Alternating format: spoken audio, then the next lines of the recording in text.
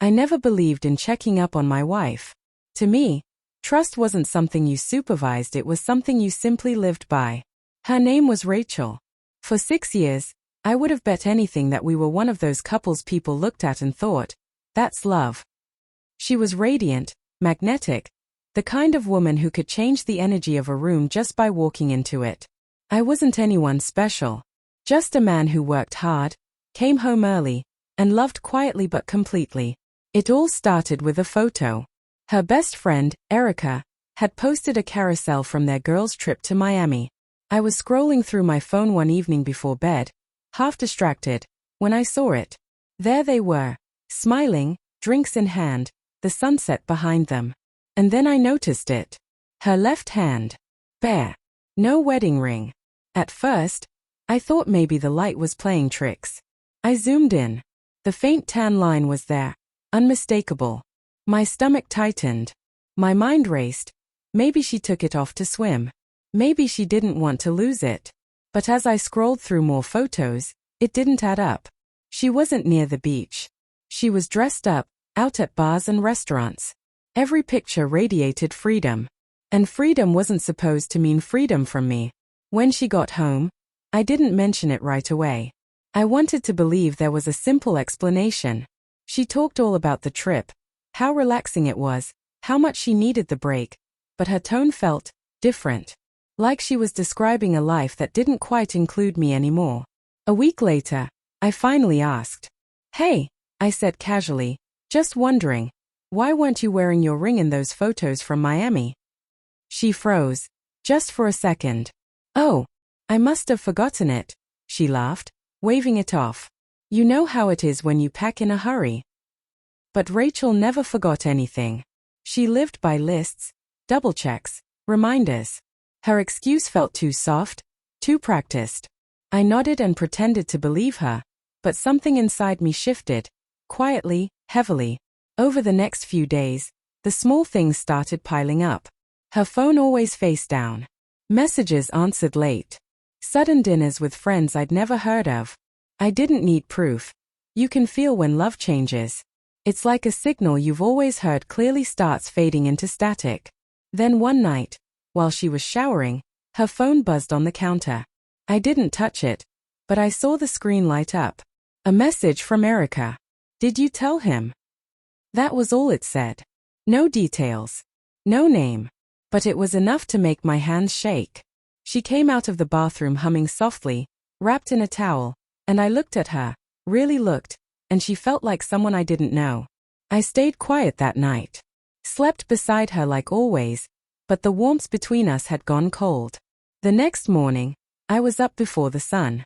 I made coffee, same as every day, and stared at the framed wedding photo on the counter. Her smile in that white dress looked like a promise neither of us could keep anymore. By the time she came downstairs, reaching for her mug and saying, "You're up early," I already knew what I was going to do.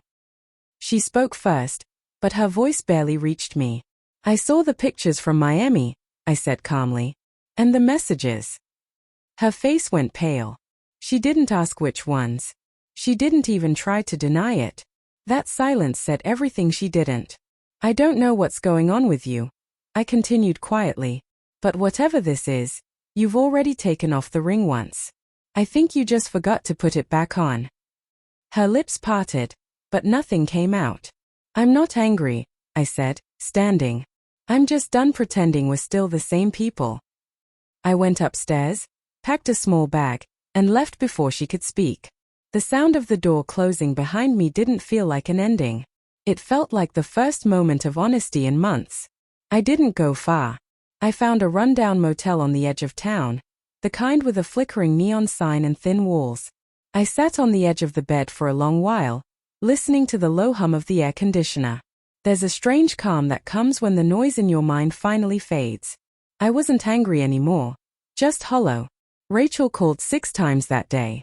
I didn't answer. Each ring felt like a ghost knocking on a locked door. As the sun went down, she texted, "Can we talk, please? It's not what you think." But it was. It always was. 2 days later, I went back, not for her, but for closure. She was sitting at the kitchen table, eyes red, makeup smeared like she hadn't slept. You just left, she said softly, as if my leaving was somehow worse than what caused it.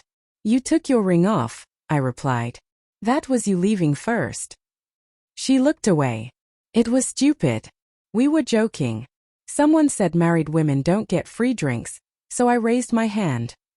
Don't insult both of us, I said. Her expression hardened. You're overreacting, Luke. It's just a ring.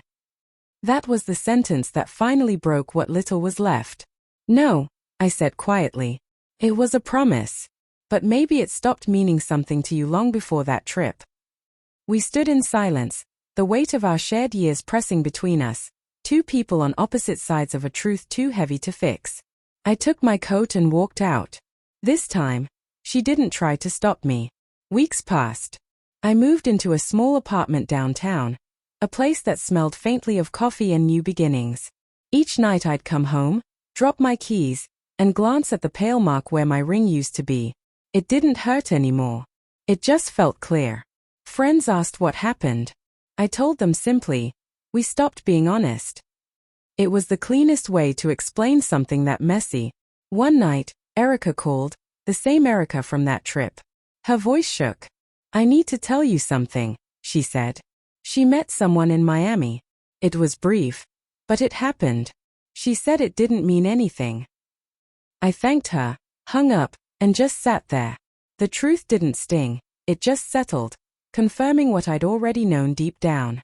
Every uneasy silence, every look, every instinct I'd ignored, it had all been leading here. A month later, Rachel texted again. I made a mistake. Can we talk? Maybe counseling. I typed back, I hope you find what you're looking for.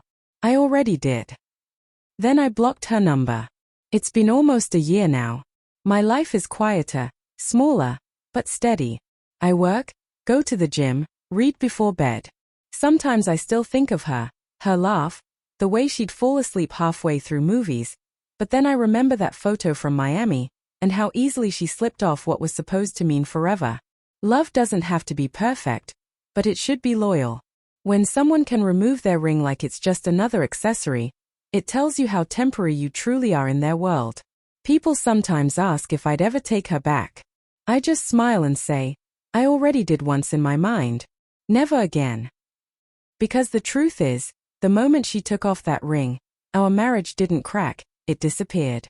All that remained was paperwork, memories, and a man who finally learned that silence and distance can be the most honest forms of self-respect.